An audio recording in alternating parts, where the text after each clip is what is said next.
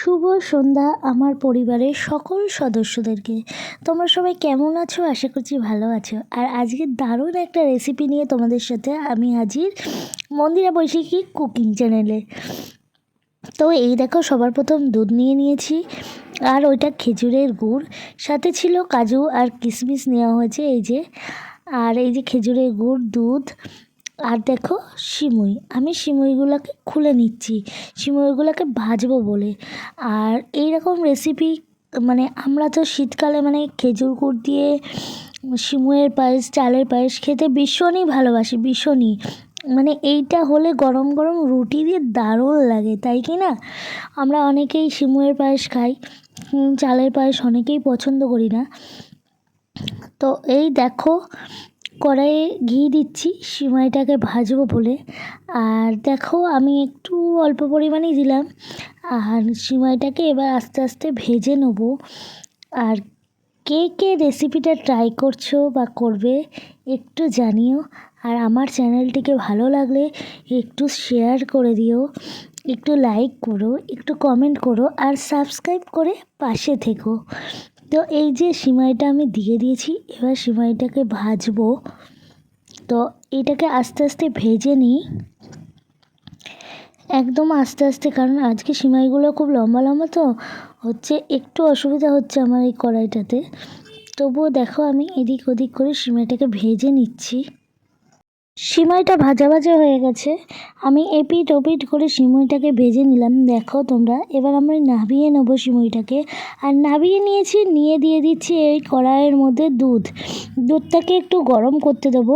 আর যেটা বলার, আমরা তো শীতকালে অনেক সময় সিমুই খেতেই বেশি ভালোবাসি, অনেকেই আছে আমরা চালের পায়েস খাই না, তাদের জন্য তো এইরকমভাবে সিমুইয়ের পায়েস রেসিপিটা দারুণ জমে যাবে। তো এই যে দুধটা এবার গরম হতে দিয়েছি, দুধটা একটু গরম হয়ে উঠলে আমরা তারপরের পদ্ধতিগুলো অবশ্যই দেখাবো। আর আমি আর একবারও বলছি, একটু পাশে থেকেও সাপোর্ট করো, আর পারলে রেসিপিগুলো ট্রাই করো, আশা করছি খুবই ভালো লাগবে। আর কে কে ট্রাই করেছো সেটা কিন্তু অবশ্যই জানিও। তো এই দেখো, আমরা তো অনেকে এলাচটা দিই, এই যে আমি এখানে 4-5 টুকরো মতন, কোয়া মতন এলাচ নিয়ে নিয়েছি, সেটাকে একটু ছাড়িয়ে ছাড়িয়ে নিলাম, দিয়ে আমি দুধের মধ্যে দিয়ে দিলাম। এবার আমি এটাকে নাড়তে থাকবো, আর নাড়তে নাড়তে একটু একটু নাড়বো, নাড়ার পর কিছুক্ষণ রেখে দেবো দুধের বল্লভটা ওঠার জন্য। আর এই দেখো, দুধের বল্লভটা উঠে গেছে। এবার আমি দেখো কি কি দিতে থাকি। তো এই দেখো, এবার আমি দিতে থাকছি কাজু আর কিশমিশ, এটাকে ভিজিয়ে রেখেছিলাম জলে, এটাকে আমরা দিয়ে দিচ্ছি জলটা ছেঁকে নিয়ে। আর কাজু কিশমিশ যদি পায়েসে থাকে তাহলে তো কোনো কথাই নেই, তাই কি না? তো অনেকেই কাজু কিশমিশটা খুব একটা পছন্দ করো না, তাদের জন্য বলছি এটা অপশনাল, তোমরা চাইলে নাও দিতে পারো, দিলে কিন্তু বেশ সুন্দর লাগে। পায়েসটা যখন নামাবো তখন যেন কাজু কিশমিশের জন্য আরও বেশি সুন্দর লাগে। আর একটু দিয়ে দিলাম 1 চিমটে মতো লবণ, কারণ লবণটা অনেকে পায়েসে দেয়, আবার অনেকে দেয় না, এটাও অপশনাল। আমিও কিন্তু কোনো সময় দিই, আবার কোনো সময় দিই না। তো যাই হোক, তোমরা যা চাইলে নাই দিতে পারো, আর চাইলে দিতেও পারো, কোনো ব্যাপার না। তো আমি সেটাকে দিয়ে নাড়িয়ে নিলাম। আর এখন কি কি বাকি আছে বলো তো? এখন বাকি আছে গুড়। এই যে আমি এখানে 500 একদম খেজুর গুড় নিয়ে নিয়েছি, দেখতেই পাচ্ছি এটা পুরো 500 গ্রাম ওজন। আর আমার যেই সিমাইটা ছিল 200 গ্রামের, 200 গ্রাম সিমাই নিয়েছি, 1 কেজি গরুর দুধ নিয়েছি, আর আমার 500 গ্রাম খেজুর গুড় লেগেছিল। আর কাজু কিশমিশটা যে যার আন্দাজ মতন দিও, আমিও তাই দিয়েছি। তো এই দেখো, তোমাদের সঙ্গে কথা বলতে বলতে অনেকটাই হয়ে এসছে। এবার আমি দিয়ে দিলাম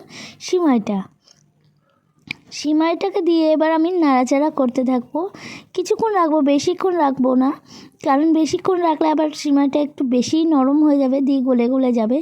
ওই জন্য আন্দাজ করে সিমাইটাকে দিয়ে এরকম নাড়াচাড়া করতে থাকবো। আমিও কিন্তু জানো তো, সিমাই খেতে ভীষণ ভালোবাসি। আমি আগে চালের পায়েস খেতাম না, আগে সিমাই ছাড়া আমি পায়েসই খেতাম না। তো যাই হোক, এখন একটু একটু শিখেছি চালের পায়েসটা, একটু একটু ভালো লাগে খেতে। কিন্তু আগে আমি ছোটোবেলায় আমার জন্মদিনে মাকে বলতাম আমাকে সিমাইয়ের পায়েস করে দাও, আমি কিন্তু চালের পায়েস খাবো না। তো এই দেখো পায়েসটা এবার হয়ে হয়ে এসছে, আর একটু নাড়াচাড়া করে পায়েসটাকে এবার আমরা নামিয়ে নেওয়ার শেষে, মানে পায়েসটা পুরো শেষের দিকে। আর পায়েসের রেসিপিটা কিন্তু তোমরা অবশ্যই খুব মানে বলবো ট্রাই করো, ভীষণ ভালো লাগবে। তো এই দেখো আমি পায়েসটাকে নামিয়ে নিয়েছি, আর দেখেছো কিছুক্ষণ রেখে দেওয়ার পর পায়েসটা কী সুন্দর মানে ক্ষীরের মতন গাঢ় গাঢ় হয়ে গেছে, জমে জমে দারুণ লাগছে। তো রেসিপিটা কেমন লাগলো অবশ্যই কিন্তু তোমরা জানিও, আর পারলে আরও বলছি ট্রাই করো, আর রাত্রেবেলায় গরম রুটির সঙ্গে এই রেসিপিতে জমে যাবে। তো চলো আজকের মতন ভিডিওটা এখানেই শেষ করছি। সবাই ভালো থেকো, সুস্থ থেকো, দেখা হবে পরে কোনো এক রেসিপি নিয়ে। টাটা।